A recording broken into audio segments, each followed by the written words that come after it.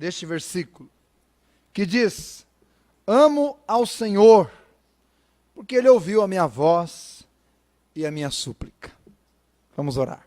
Obrigado, Senhor, por esta noite, por este culto, por cada alma que aqui está, por todos aqueles que haverão de ouvir esta pregação, e que as ricas bênçãos do Senhor, através da Tua palavra, venham sobre nós. Por favor, Deus, não diga a nós o que queremos ouvir, mas o que precisamos ouvir.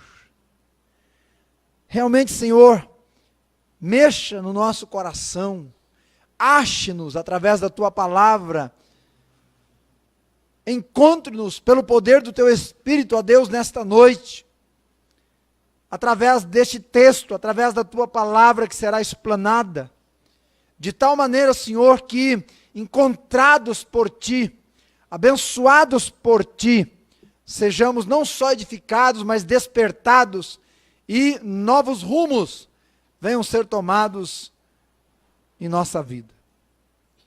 O Senhor trouxe cada vida que está aqui, e o Senhor com certeza tem planos maiores do que nós podemos enxergar na vida de cada alma, e nós cremos que o Senhor os fará, para a honra e glória do Teu nome. Obrigado, muito obrigado por este momento, Senhor. Nós oramos em nome de Jesus, amém. Este salmo, meus irmãos, é maravilhoso. Este salmo é maravilhoso. Há 4 versões dos seus filhos. E os versículos, as orações dos seus filhos. Se você é verdade, Deus é misericordioso e gracioso sobre todos. É o que diz o verso de 5 a 11. Verso de 5 a 11. Tanto que o verso 6 ele diz: o Senhor guarda os simples. Eu estava abatido, mas Ele me livrou. O Senhor é misericordioso e gracioso.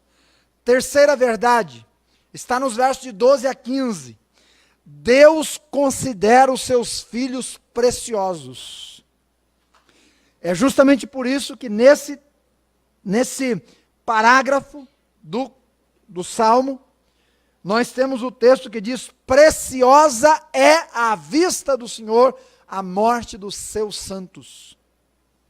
É porque para Deus, seus filhos são preciosos, são valorosos, Ele os ama de verdade, são preciosidades para Ele. E a quarta verdade deste salmo é que Deus é fiel em sua aliança.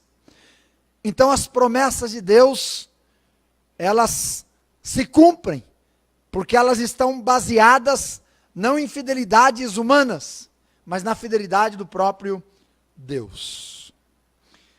Que Deus maravilhoso temos nós, irmãos. Que Deus maravilhoso. Louvado seja o nome dEle. Dia após dia, temos provado e visto.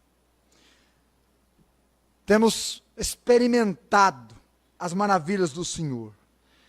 Mas Deus não é só maravilhoso, Ele é chegado a nós. Ele é um salmista aqui, disse: amo ao Senhor, porque Ele ouve a minha voz. No mundo em que a gente quase não é ouvido nem no círculo mais íntimo, né? Para você ser ouvido, você tem que pedir para a pessoa desligar o celular às vezes. Ô, desliga o celular aí. Me ouça. Deus não usa celular, irmãos. Então, quando a gente fala, Ele é todo ouvidos. Ele fala conosco.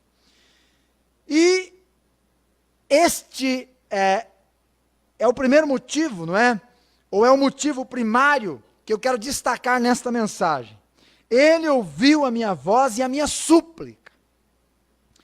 Meus irmãos e amigos, como é bom ser ouvido. Como é bom ser ouvido. E como é bom ser ouvido por Deus. Como é bom ser atendido por Deus. Né?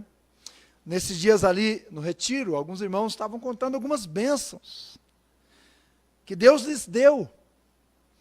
E enquanto eu ouvia, eu ficava agradecendo ao Senhor, dizendo: Deus, obrigado, o Senhor ouviu as orações. Que gostoso. Como é bom ser atendido por Ele. Como é bom ter uma oração respondida. Você se lembra ainda qual foi a última oração que Deus te respondeu claramente. Eu espero que tenha sido hoje. Espero que tenha sido hoje ainda, né? Mas que você almeje Ele te responder cada dia, nos intentos e desejos do seu coração. Como é bom ter uma oração respondida. Isso traz gozo ao coração, traz esperança, isso traz prazer, nos deixa seguros de que estamos sendo ouvidos, atendidos, e o nosso Deus não é um Deus que está longe, brigando com outros deuses para ver quem é o maior, como na mitologia grega, como diz Isaías 59. É por isso que o salmista então enfatiza: eu amo ao Senhor. Amo ao Senhor. Você ama ao Senhor? Escute o que eu estou te perguntando. Você ama ao Senhor de verdade? Ama mesmo? Meus irmãos, Deus promete ouvir nossas orações, mas a sua resposta às vezes depende de algumas situações. No Antigo Testamento, os sacerdotes tinham duas pedras, né? O sumo sacerdote tinha duas pedras que ele carregava no peito. Essas pedras eram chamadas de Urim e Tumim. Urim e Tumim, não era o nome de quando você tiver um filho, não vai colocar o nome de Urim, não. Aí nasce outro, coloca de Tumim, é o Urim e o Tumim. Não tem nada a ver, não era nome de gente. Tá bom? Eram duas pedras que iam no peitoral do sumo sacerdote. E quando havia uma decisão, algo muito importante, que a nação precisava de ter uma resposta vinda de Deus urgentemente, eles consultavam o sumo sacerdote, e Deus respondia pelo Urim ou o Tumim. O que nós podemos entender lá no texto é que um deveria ser o sim e o outro o não. Então, alguma coisa Deus dava de sinal naquelas pedras que eles entendiam. Deus está dizendo sim. Outras vezes, Deus está dizendo não. Deus é soberano em suas respostas e certeiro em sua vontade. Deus é soberano em suas respostas e certeiro em sua vontade. Ele pode dizer sim. Ele pode dizer não. E às vezes ele também resolve dizer espere. Quando ele diz sim, está orando por algo. Senhor, eu queria mudar de emprego, porque aquele meu patrão me tira a paz, me deixa irado, nervoso, eu estou com gastrite por causa dele. Senhor, prepara um outro trabalho. Você nem terminou de orar, recebe um WhatsApp de um currículo que você tinha enviado, dizendo, olha, vamos fazer uma entrevista. Como é fácil aceitar esse sim de Deus, né? Senhor, obrigado.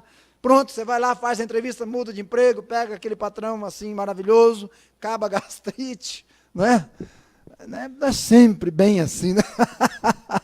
Às vezes a gente vai ter que também mudar algumas coisinhas, né? Mas às vezes Deus diz sim, e é tão bom o sim de Deus. Outras vezes, meus irmãos, Deus diz, espere aí, calma lá, vai devagar, opa! Não passe o carro na frente dos bois, não. Espera lá. E já não é tão fácil. Especialmente para quem é ansioso. Os homens são muito ansiosos. As mulheres quase não. Mas os homens, uma ansiedade. Não é? Quando Deus diz, espera aí. E esse espera não tem data marcada.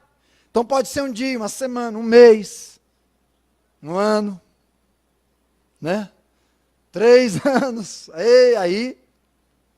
aí essa esperar é difícil, já começa a complicar. Agora, o duro, irmãos, de aceitar mesmo, é quando Deus diz não. Não, pronto, não, acabou, não vou dar, não vou responder, ou já estou respondendo não adianta pedir mais, e acabou. E aí você já tinha feito aquele monte de plano, guardado dinheiro, comprado a passagem, Deus fala não. E pronto, sem choro e nem vela. Aí é difícil. Aí tem que ser crente, hein? Aí tem que ser crente, irmãos. Aí tem que ser, e tem que estar andando com Deus. Nesta hora, muito do que nós realmente somos, quando Deus diz não, aí muito do que cremos de Deus, ou da nossa intimidade ou não com Deus, aí vem à tona. Alguns, nesta hora, até negam que Deus está ouvindo a oração. Eu não sei, porque eu oro e Deus não responde. Não, ele respondeu. Só não respondeu o que eu queria. Outros esfriam na fé. Sabia que tem gente que esfria na fé? Poxa, Deus só diz não. Muitos cristãos, porém, que já aprenderam, entenderam, aceitaram o não de Deus, crescem na fé. Jó é um exemplo disso. Jó enfrentou uma situação muito difícil. E ele perdeu tudo, e no capítulo 3 ele diz assim, o que eu temia me veio. E no capítulo 1, versículo 21 e 2, 10, ele abre a boca e diz assim, olha, Deus fez a vontade dele não era nada dos meus planos, eu não tinha planejado perder filhos, eu não tinha planejado ficar pobre, eu não tinha planejado ficar doente tão cedo, e ele disse não à minha saúde, não a meus filhos, não a meus bens, mas louvado seja o nome dele, porque o que ele está fazendo com certeza é melhor do que o meu sim. Como é o não de Deus? Irmão, o não de Deus sempre tem um propósito. Sempre tem. Deus não brinca de disciplina, Deus não brinca com os sentimentos da gente. Não, os nãos de Deus sempre têm um propósito. Segundo, os nãos de Deus podem ser temporários, só por um tempo. Terceiro, os nãos de Deus sempre têm motivos muito específicos. Então Deus pode dizer não porque Ele é Senhor sobre tudo. Está aí uma resposta profunda. Por que não? Mas não tem mais, é não e ponto. Mas não tem mais, é não, acabou. Você não é pai, não é mãe? Sou, então está dado não. Às vezes Deus diz não e ponto. Não explica, não complica, não coloca ninguém para dizer para a gente os porquês. Ele é soberano. Ele sabe o que é melhor. E a Bíblia diz que o melhor de Deus, a sua vontade, ela é boa, perfeita, mesmo quando é um não. Mesmo quando é um não. Mesmo quando é um não. Então nós precisamos, meus irmãos, aprender a cada dia a colher as respostas do Senhor. Acatar as respostas do Senhor, sejam elas quais forem. Sempre elas serão o melhor. Sempre serão o melhor. Eu quero então, nesta noite, olhar com os irmãos para 4 pessoas que receberam um não de Deus. E quero indicar um livro para leitura. Famosas orações não atendidas. Muito desses 4 personagens está dentro daquele livro. Famosas orações não atendidas. Eu não me lembro o editor nem o autor, nesse momento aqui, né? Mas você coloca na internet o nome, você vai achar o livro, é curtinho, olha, é um livro de ouro. Excelente. Você vai aprender muito de Deus naquele livreto, como eu aprendi e compartilho um pouco com você neste momento. Então, em primeiro lugar, vamos olhar para Moisés. Abra comigo para Deuteronômio. É o primeiro dos 4 que a gente vai ver. Deuteronômio 34, 4.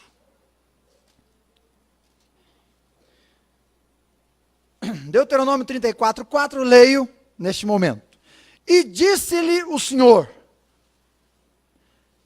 dizendo a Moisés, esta é a terra que jurei a Abraão, Isaque e Jacó, dizendo, a tua semente a darei.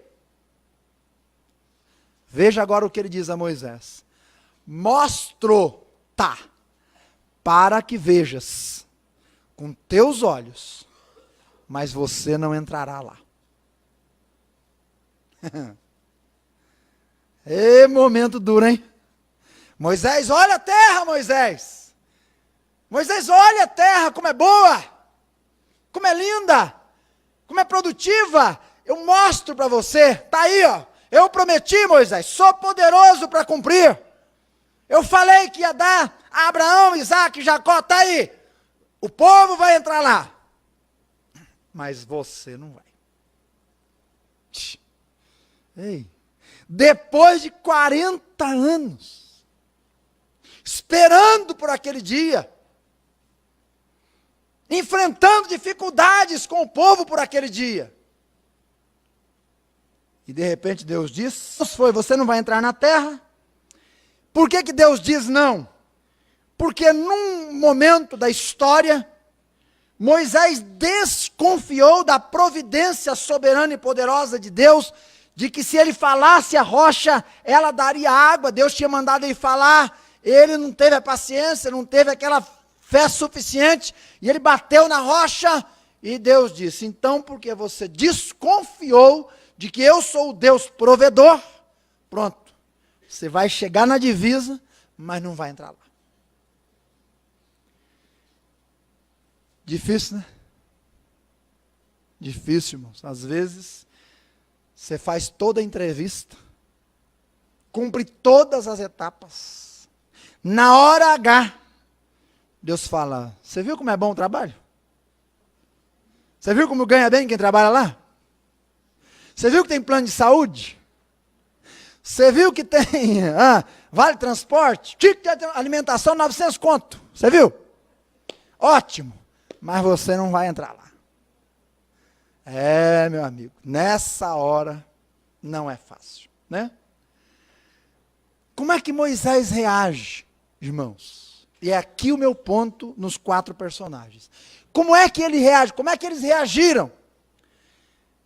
Se você continuar lendo o capítulo, e ler depois o livro de Josué, capítulo 1 e 2, você vai ver que Moisés, meus irmãos, ele acolhe o não de Deus, remoe um pouquinho, desce do monte e continua fazendo o que ele tinha que fazer. Que era a promessa de Deus, que o povo ganharia a promessa, mesmo que ele não ganhasse, mas ele procura de esperar na vontade de Deus, que é maravilhosa. Então, mesmo depois desta visitação divina, ele continuou guiando o povo e dando esperança de que um dia eles entrariam em Canaã.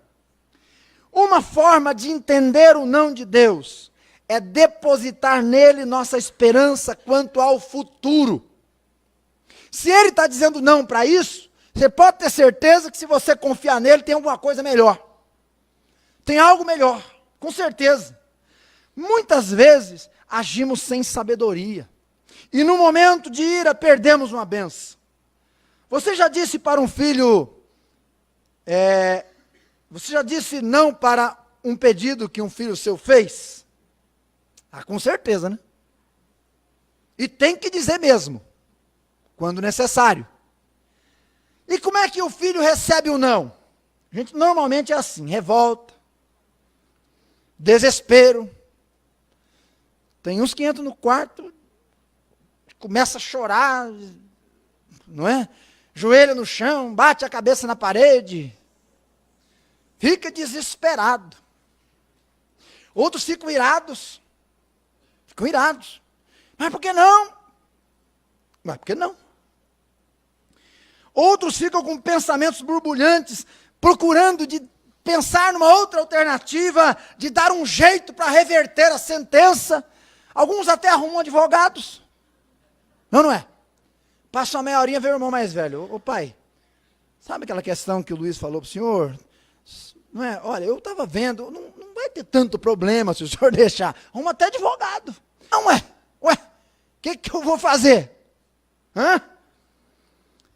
Então, normalmente isso acontece com alguns que não querem atender o não de um pai e mãe.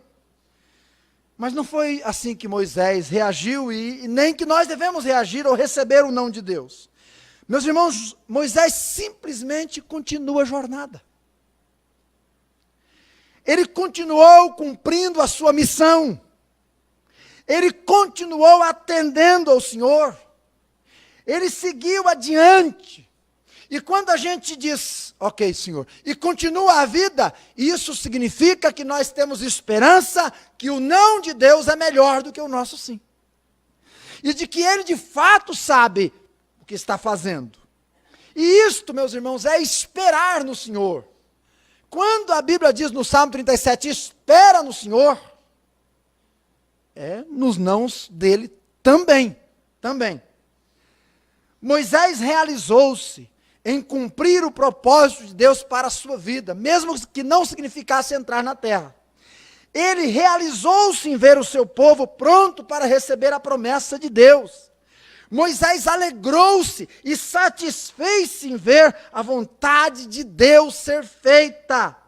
A esperança que Moisés tinha traspassava aquele momento. Eu não concordo com aquela ideia de que alguém disse certa feita, Moisés reagiu assim, porque na verdade Moisés não esperava a terra prometida, ele esperava o lar celestial. Irmãos, eu não concordo com isso. O cara que trabalha 40 anos, que sofreu para libertar um povo, que tinha promessa, claro que esperava entrar na terra prometida. Se ele amava o céu sobre a terra prometida, eu não tenho dúvida. Mas que ele esperou entrar lá, esperou. Além do mais, Deus sempre tem coisas melhores. E quem foi que disse para você que ele não entrou na terra prometida? Não fui eu. Quer dizer, foi, não é? Por um momento, naquele momento. Passaram-se os anos, e um dia o Salvador veio ao mundo. E o Salvador um dia pegou 3 dos seus discípulos e subiu no Monte das Oliveiras, não é? E lá no Monte das Oliveiras, adivinha quem deu uma passeada lá? E foi, entende? De uma maneira visível. Adivinha quem é que apareceu lá no monte, onde Jesus estava com os discípulos? Moisés e Elias. Né? Sabe por quê, irmãos? Porque Deus sempre tem coisas melhores. O seu não, às vezes, é muito melhor. Gente, Deus poupou Moisés. Essa é a grande verdade. Quando eles entraram na terra, a gente foi guerra, foi sangue, foi batalha, a Bíblia diz que havia vespões falando do armamento do povo, foi difícil, e aquelas voltas em Jericó, o negócio não foi fácil, a terra era uma maravilha, mas conquistar deu trabalho. Moisés já estava com 120 anos. Ele só não sabia, mas Deus estava falando, Moisés, dá uma olhadinha para você, homem. Chega de sofrer, Moisés. Deixa o povo se divertir na terra. Deixa eles. Eu tenho um negócio melhor para você. O não de Deus tem que ser encarado com esperança, irmãos. Para com esse negócio, chega de turbar, de entristecer quando Deus fechar uma porta. Espera lá. Deus fecha a porta, mas Ele é o Deus que faz porta até onde não tem. Então espere nele. Segundo lugar, vamos olhar para Davi agora. 1 Crônicas 22, 8. 1 Crônicas 22, 8. Vá lá na sua Bíblia, por gentileza. Seja um bom bereano e confira comigo. Capítulo 22.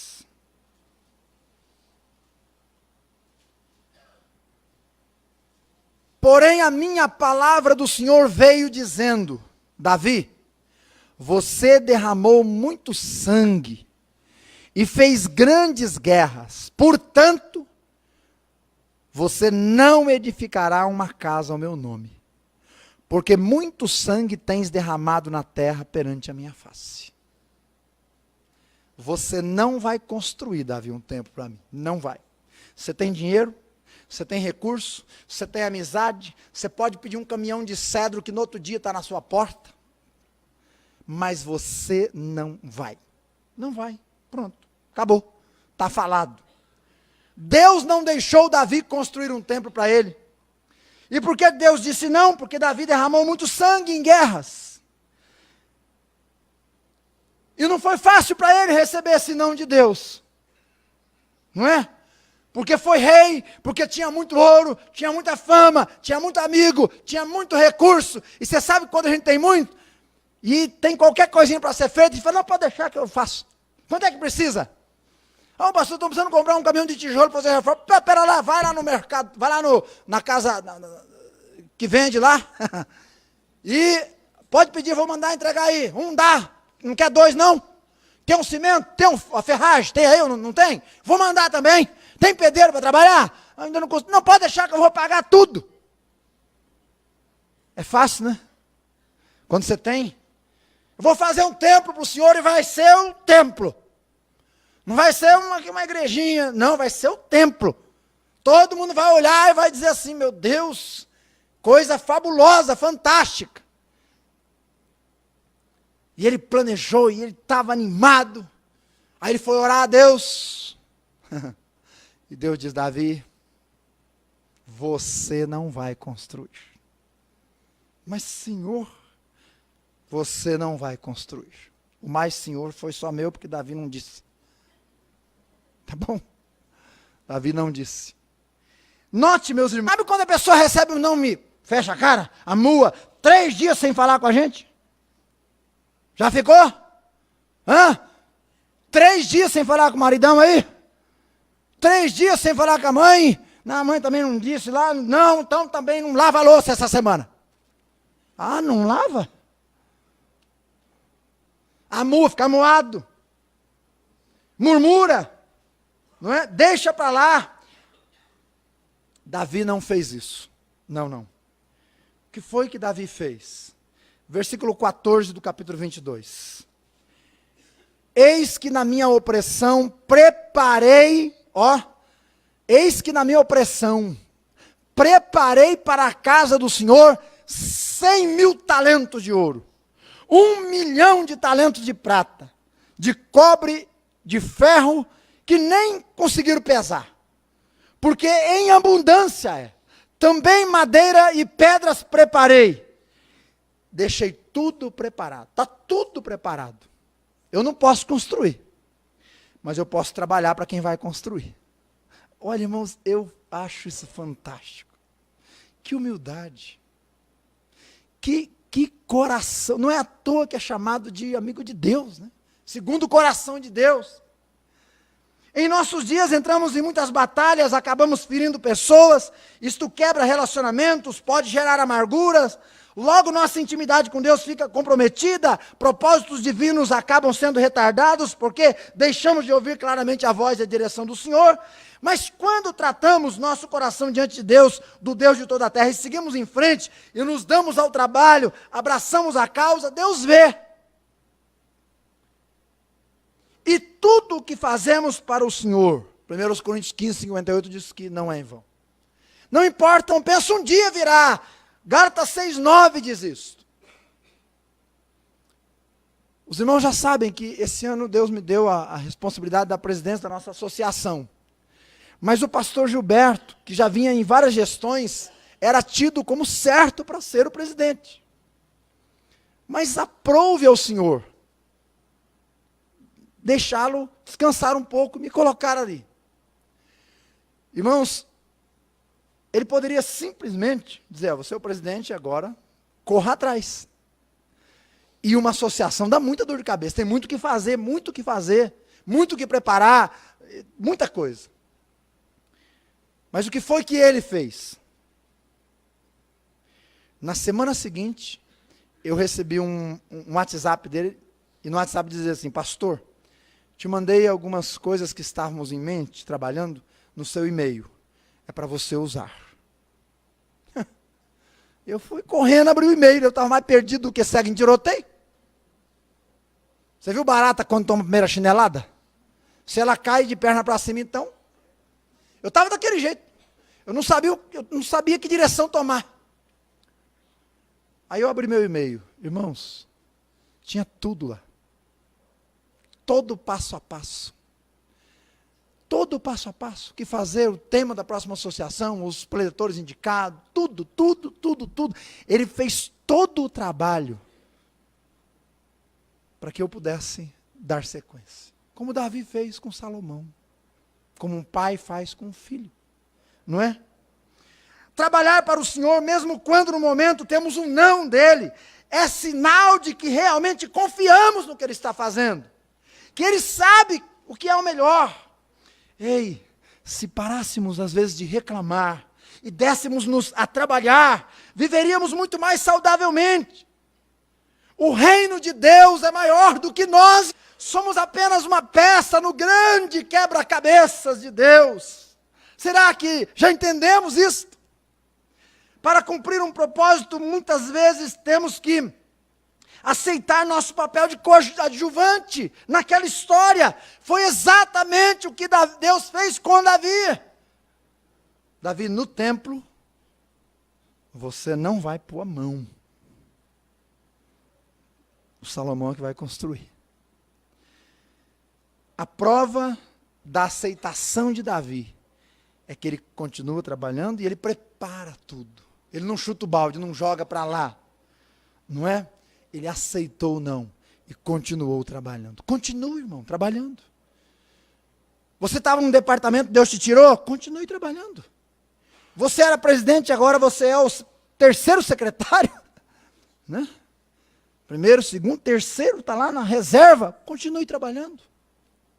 Continue lutando, continue se gastando em prol do Senhor. É nessas horas que realmente fica claro para quem é que nós estamos trabalhando.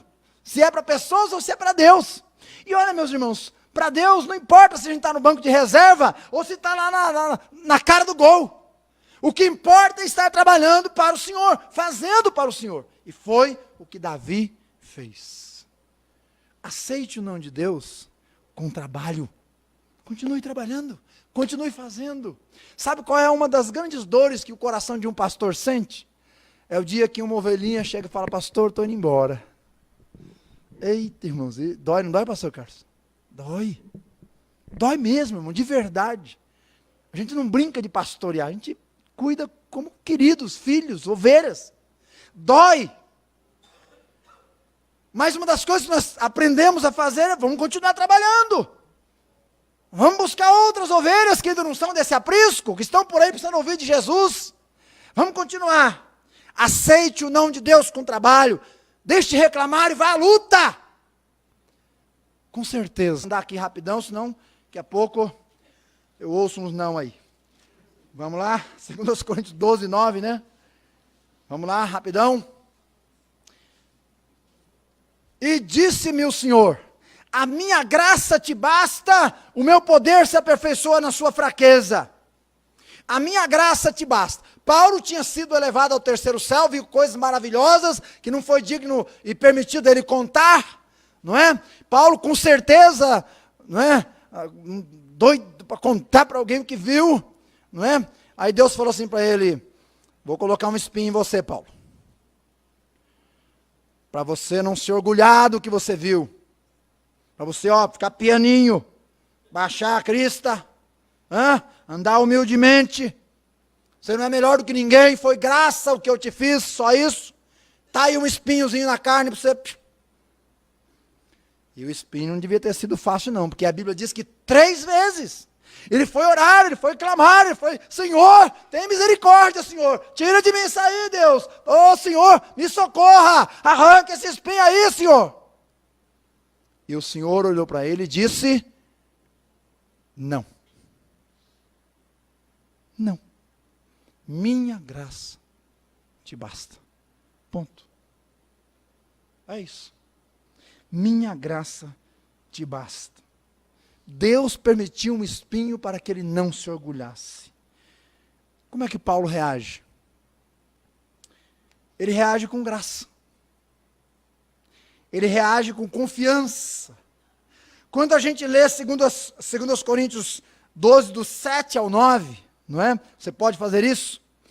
Paulo vai dizer, e para que eu não me exaltasse, veja, bem, foi para o meu bem, foi para que eu não me exaltasse.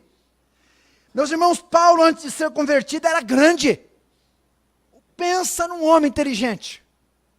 Eu não sei se foi ele que colocou o ovo em pé, acho que não, mas ele era inteligente. Não sei também se ele criou aquelas fórmulas matemáticas lá, que você começa na primeira linha da folha e termina lá embaixo e dá igual a 0. Você já fez uma conta dessa? Você faz a folha inteirinha e quebra a cabeça, e raiz quadrada, e tira de parênteses, e coloca parente, é tanto parente que eu nunca vi na minha vida, e você coloca aqueles parênteses, aí quando chega lá embaixo, x igual 0.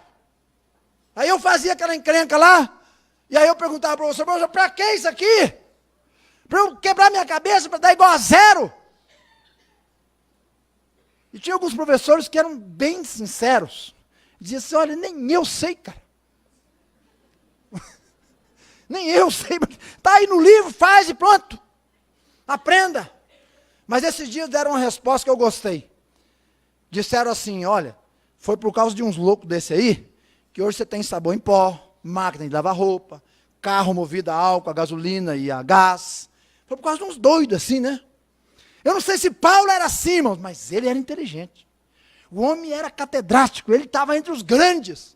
Então quando ele converte, Deus tira ele de lá, humilha ele, e ele vai andar com Deus, tem que aprender a andar humildemente, mas ele vai crescendo logo. Se você prestar atenção na conversão de Paulo, com pouco tempo, Paulo já está entre meio aos doutores, quase que desejando ser um pastor em Jerusalém. Aí a diretoria sai com ele, os irmãos saem com ele, e finalmente Deus sai com ele. Fala, não, Paulo, você é bom, mas não está pronto. Não está pronto. Seu coração ainda precisa ser trabalhado. Então Deus coloca um espinho agora, porque ele viu coisas maravilhosas. E diz Paulo, para você não se exaltar, escute, irmão, Deus nos conhece a tal ponto do orgulho suplantar a sua intimidade com o Senhor. De você se desviar até. Então Paulo responde com graça. Tua graça me basta, Senhor. Por isso ele diz, eu quero me aperfeiçoar nas fraquezas. Versículo 10, pelo que sinto prazer nas fraquezas, nas injúrias, nas necessidades, nas perseguições, nas angústias, por amor do meu Cristo. Com graça. Muitas pessoas quando prosperam se esquecem de Deus. Mas quando confiamos no Senhor, Ele supre. E quando confiamos nele, sua graça nos basta. Em último lugar, vamos olhar para o principal, Jesus. Jesus teve um não de Deus. Vá lá para Mateus 26, 42. Mateus 26, 42, como eu disse aqui no início, muito do que eu estou compartilhando com você, você encontra lá no livro Famosas Orações Não Atendidas, Não Respondidas. Pode ler lá. Você vai ser abençoado. Muito mais coisa. Lá tem muito mais coisa. Isso aqui é só uma palhinha de bênção, não é? Jesus, Mateus 26, 42, que diz, e indo segunda vez, orou dizendo, Pai, se este cálice não pode passar de mim sem que eu beba, então faça a tua vontade. Se você olhar no texto aí, Jesus está no Getsemane, ele vai sair daí para pegar a via dolorosa e vai começar o suplício, o martírio, a dor, o desprezo, o sofrimento atroz, terrível. E ele sabe que vai terminar crucificado numa cruz. Ele sabe que vai ser dolorido. Então ele fala, Pai. Irmãos, a Bíblia diz que Jesus, ele estava em agonia intensa. Sabe, um filho quando está em grande dor e que estende as mãos para a gente assim, com aquele olhar dizendo, Pai. A filha do meu cunhado, de poucos anos, 2 anos e meio.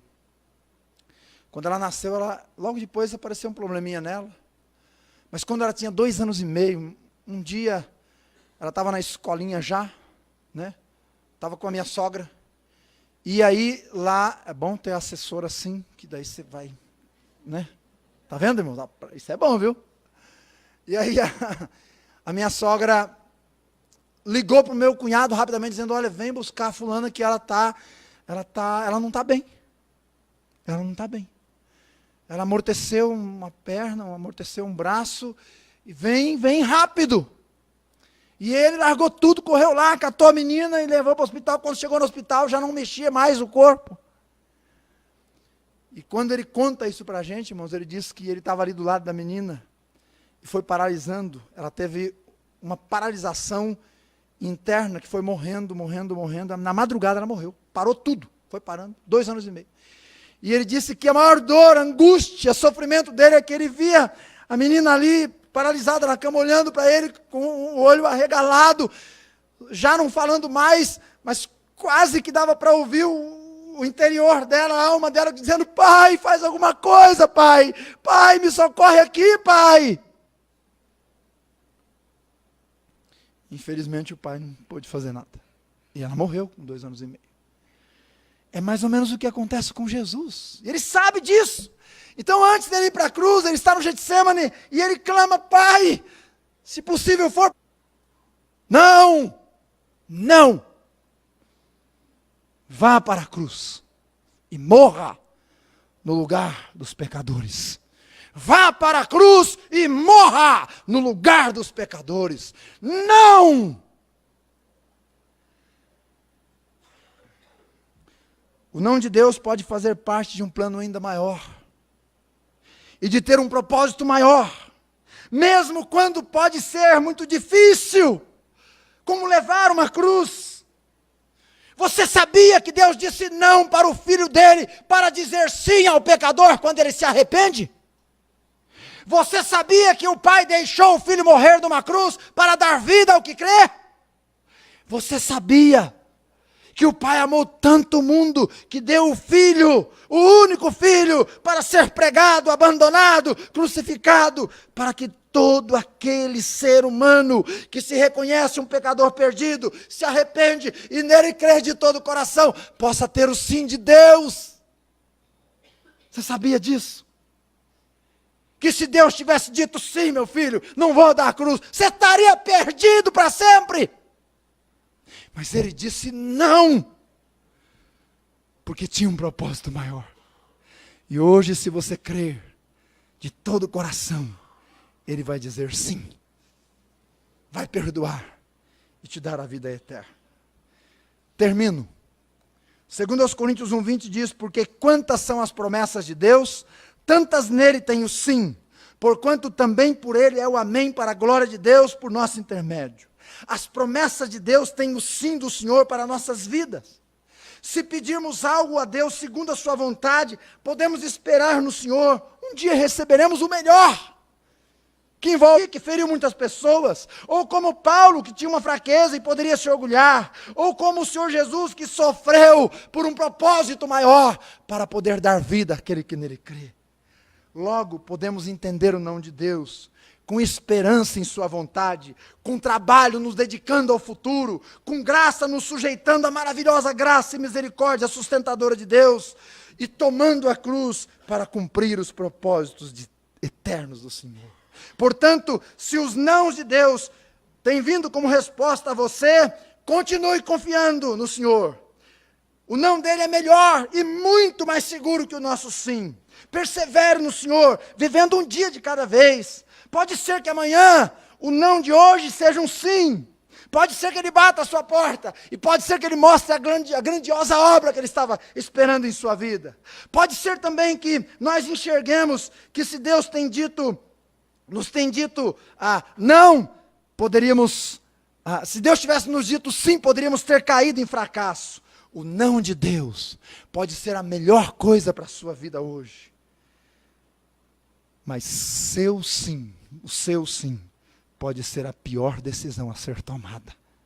Confie no Deus soberano, que pode dizer não, sim ou espere. Confie nele, o mais ele vai fazer. Vamos curvar nossas frontes e orar. Senhor, muito obrigado pela tua palavra. Obrigado pela tua companhia maravilhosa.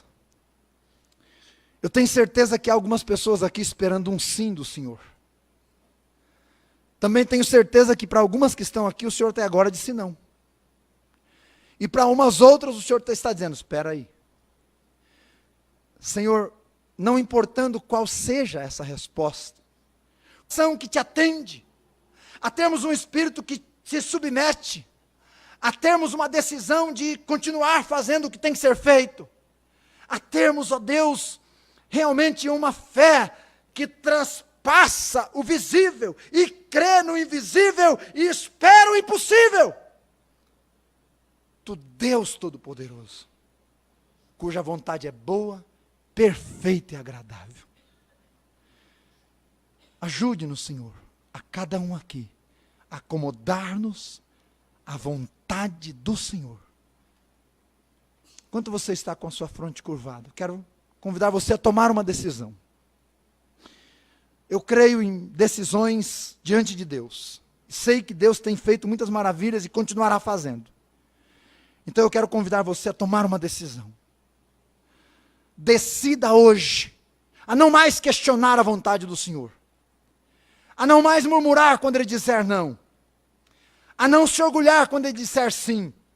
E a não perder a paciência quando Ele disser espere. Diga no seu coração, de hoje em diante, Senhor, eu quero aceitar, eu quero me submeter, e eu quero fazer aquilo que o Senhor me der, seja o que for.